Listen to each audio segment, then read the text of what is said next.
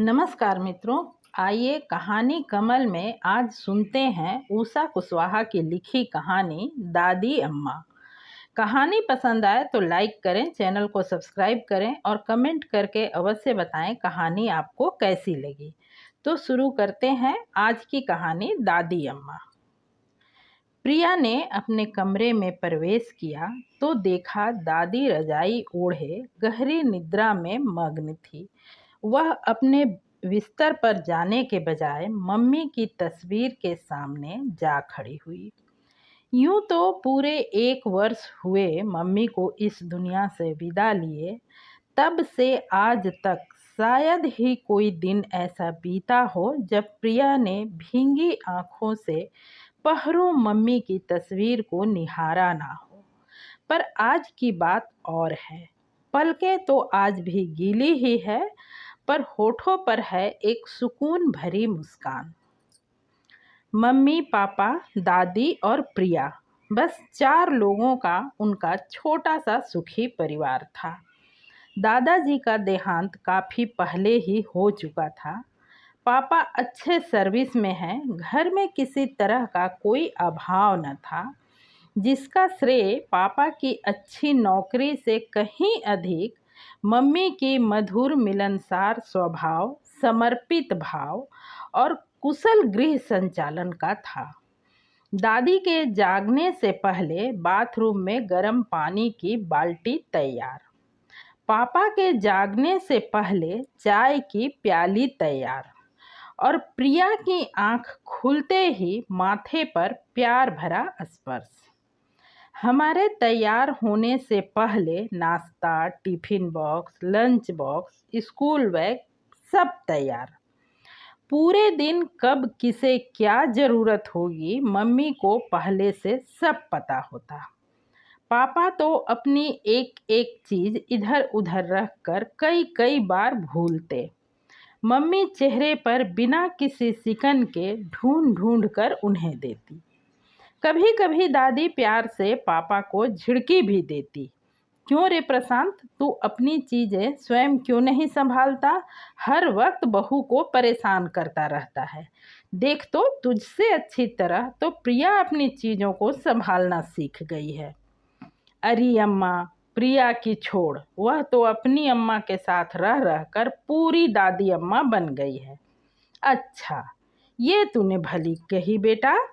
तू तो उसकी अम्मा के साथ उससे भी 2 वर्ष पहले से रह रहा है, फिर तुझ पर क्यों नहीं पड़ा संगत का असर? तभी मम्मी हंसती हुई कहती, माँ जी, ऑफिस में कोई और भी होगा संगत को। हाँ हाँ, है ना, एक नहीं कई हैं, पापा मुस्कुराते हुए कहते और अपना बैग उठा ऑफिस के लिए निकल पड़ते। मम्मी मुस्कुराती गुनगुनाती घर के कामों में लग जाती। वह जानती थी पापा के ऑफिस में और घर में ही नहीं, उनके जीवन में, उनके दिल में भी सिर्फ और सिर्फ निशा ही है। पापा बोलते कम हैं, पर मम्मी उनकी आंखों की भाषा समझती थी। इधर कुछ दिनों से मम्मी हमेशा थकी थकी सी रहने लगी। अपने स्वभाव के विपरीत मेरे स्कूल चले जाने और पापा के ऑफिस जाने के बाद वे दादी को नाश्ता करा तथा खुद नाश्ता करने के बाद थोड़ी देर आराम करने को कमरे में जाती तो बिस्तर पर ऐसी निढाल सी पड़ जाती कि उन्हें वक्त का ज्ञान ही नहीं रहता। 1-2 बार तो दोपहर के भोजन का वक्त हो जाता, तब वे हड़बड़ा कर रसोई में भागती। ऐसे में वे ग्लानि सी महसूस करती, जबकि उन्हें दोपहर को भी नींद से सोने की आदत नहीं थी। दोपहर के वक्त मम्मी कुछ सिलाई कढ़ाई या फिर किसी पेपर पत्रिका पढ़ने में अपना समय व्यतीत किया करती थी। पहले तो वह इसे सामान्य सी थकावट ही मानती रही, पर जब उनका चेहरा मुरझाया सा दिखने लगा, दादी की अनुभवी निगाहों ने जो पूरे समय मम्मी के साथ होती थी, उनकी दिनचर्या में आ रहे इस बदलाव को महसूस किया, जो उनके अनुसार शुभ लक्षण नहीं थे। प्रशांत, बहू की तबीयत मुझे कुछ ठीक नहीं लगती। देख तो कितनी थकी थकी सी रहती है, चेहरा भी कैसा मुरझा सा गया है। हाँ अम्मा, मुझे भी ऐसा लगता है, पर तुम्हारी बहू मेरी सुने तब ना। इसमें सुनने सुनाने की क्या बात है? तू उसे डॉक्टर के पास लेकर जा। हाँ, अब यही करना पड़ेगा। मैं कल का ही अपॉइंटमेंट ले लेता हूँ।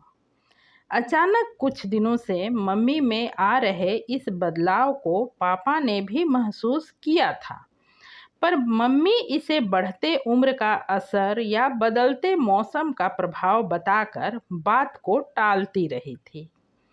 इसमें उनका कोई स्वार्थ नहीं था, बल्कि उन जैसी समर्पित गृहिणियों की यह कमी या स्वभाव ही है कि परिवार के लोगों के चेहरे की एक सिकन को भी वे पढ़ लेंगी और उसे दूर करने के लिए हर वक्त तत्पर भी रहेंगी, पर स्वयं के स्वास्थ्य, स्वयं की ज़रूरतों के प्रति हमेशा ही उदासीन बनी रहेंगी। परिवार के प्रति अपने कर्तव्यों के निर्वहन में खोई ये इस बात को भूल ही जाती हैं कि इनके स्वयं का शरीर भी हाड़ मांस का ही बना हुआ है, किसी फौलाद का नहीं। पापा जोर देकर उन्हें डॉक्टर के पास लेकर गए।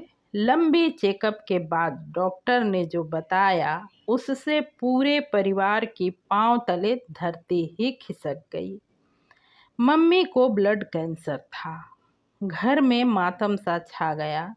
सभी मम्मी को ढाढ़स बंधाने और उनके सामने सहज दिखने के असफल प्रयास में लगे रहते, पर एक दूसरे से अपनी आंसू छुपाने की असफल कोशिश में आंखें छलक छलक पड़ती। बस एक मम्मी थी जो निस्तेज चेहरा, सूनी आंखें लिए अपनी दिनचर्या का निर्वहन करने के प्रयास में लगी रहती, जो अब उनसे संभव नहीं हो पा रहा था। घर के कामों के लिए एक मेड रखा गया।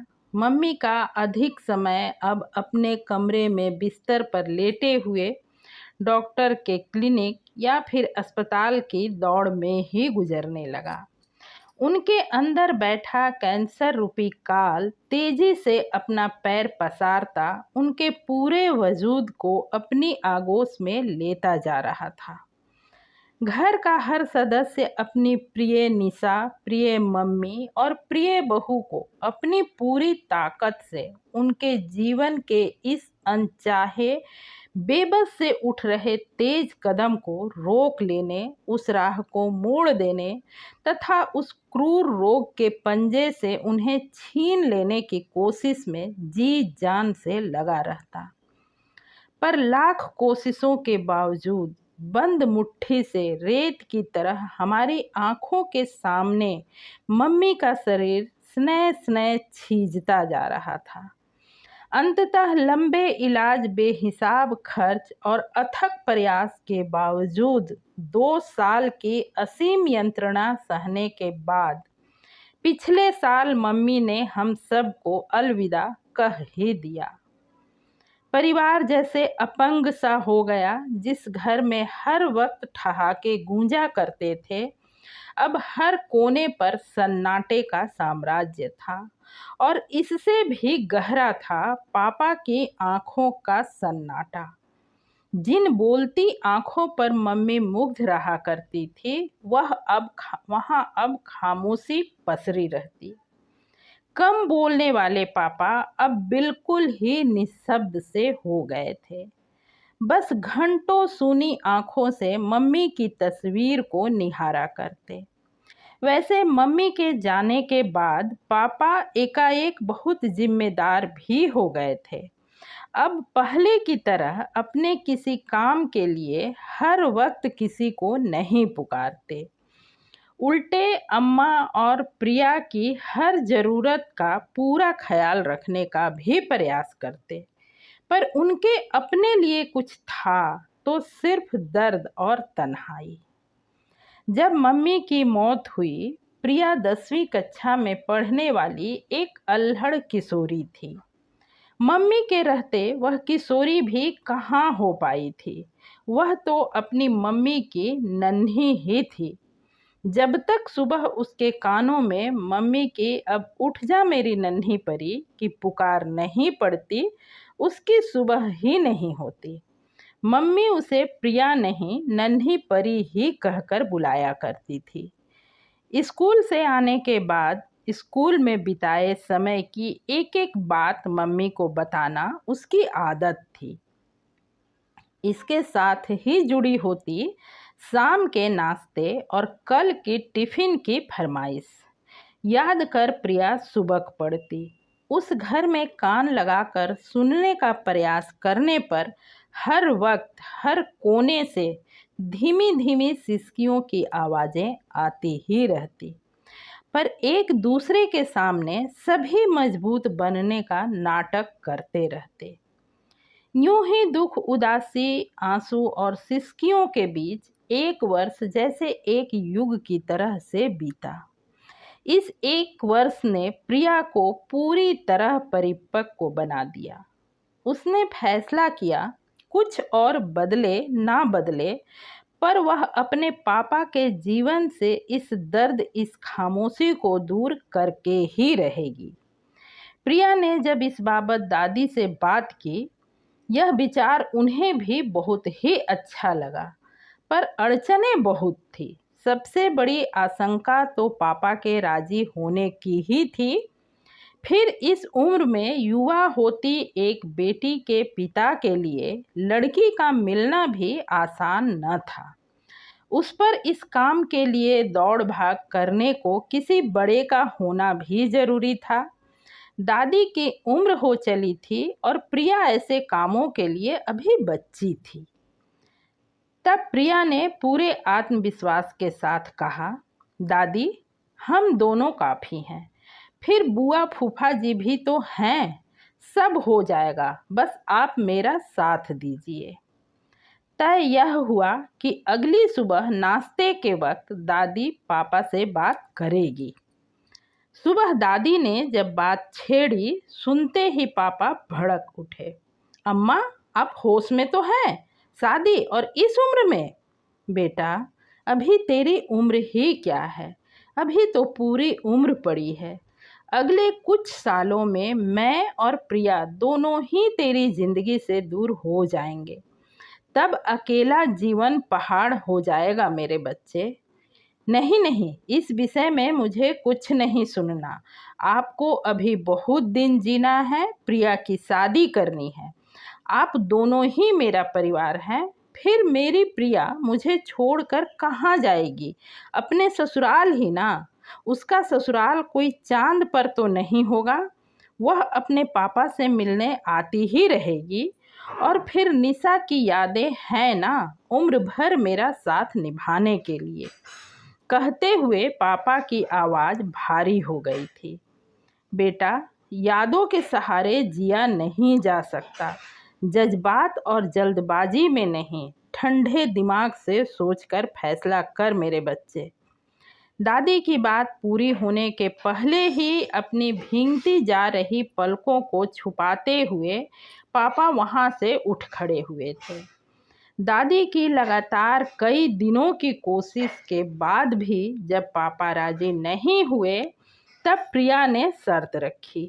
ठीक है पापा, आपकी यही जिद है तो कोई बात नहीं, मैं रह लूँगी बिन माँ के। पर मेरी भी एक बात सुन लीजिए, मैं भी शादी नहीं करूँगी, ना ही आपको छोड़कर कहीं जाऊँगी। मेरा भी यह दृढ़ निश्चय है। प्रिया की इस बात से पापा विचलित हो उठे। काफ़ी समझाने मनाने पर भी जब प्रिया अपनी बात पर अड़ी ही रही, तब हार कर पापा को अपनी मौन स्वीकृति देनी ही पड़ी। अब समस्या लड़की ढूंढने की थी। एक दो जगह बात चली पर मामला जम नहीं पाया। तभी प्रिया को याद आया, 3 साल पहले वह मम्मी के साथ किसी रिश्तेदार की शादी में शामिल हुई थी, जहां मम्मी ने अपनी दूर के रिश्ते की एक बहन श्यामा मौसी से मिलवाया था। पूरी शादी के दौरान हर काम के लिए हर किसी के जुबान पर श्यामा का ही नाम होता। किसी के कपड़े की इस्त्री खराब हो गई है, बटन टूट गया है तो श्यामा, किसी के बच्चे को कुछ देर के लिए संभालना है तो श्यामा। पर जहाँ मौज मस्ती की बातें होती, किसी को श्यामा याद नहीं आती। उसका दोष सिर्फ इतना था कि ईश्वर ने उसे रंग बहुत गहरा दिया था, जिसके कारण उम्र 35 के करीब पहुंच गई थी, पर शादी नहीं हो पा रही थी। प्रिया को वह बहुत अच्छी लगी थी। सबका ख्याल रखना, कभी किसी बात का बुरा नहीं मानना और सदा मुस्कुराते रहना। प्रिया ने दादी को बताया तो प्रस्ताव उन्हें भी पसंद आया। बात चली। थोड़े सोच संकोच के साथ श्यामा के माता पिता भी मान गए। फिर तो कुछ नज़दीकी रिश्तेदारों और ख़ास मित्रों की उपस्थिति में पास के ही एक मंदिर में श्यामा पापा की ज़िंदगी में शामिल हो गई। बाकी लोग तो मंदिर से ही वापस चले गए। एक बुआ ही घर तक आई, पर दूसरे दिन उनके बच्चों के स्कूल होने के कारण घंटे भर रुककर वे भी अपने घर चली गई। फिर तो पल भर में ही श्यामा नई दुल्हन से गृहिणी बन गई। घूंघट पीछे सरकाया और लगी कमरे में बिखरे सामानों को समेटने सहेजने। प्रिया के ना करते भी रसोई में उसके साथ लगी रही। प्रिया को उसके कमरे में भेजने के बाद ही श्यामा ने पापा के कमरे का रुख किया। आज कई दिनों के बाद प्रिया ने महसूस किया ठंड बहुत बढ़ गई है और वह थक भी गई है। पिछले कुछ दिनों से भाग दौड़ में उसे ठंड और थकावट का एहसास ही नहीं हुआ था। वह अपनी पापा की दादी अम्मा जो बनी हुई थी। समाप्त। पूरी कहानी सुनने के लिए हार्दिक धन्यवाद। चैनल को ज़रूर सब्सक्राइब करें।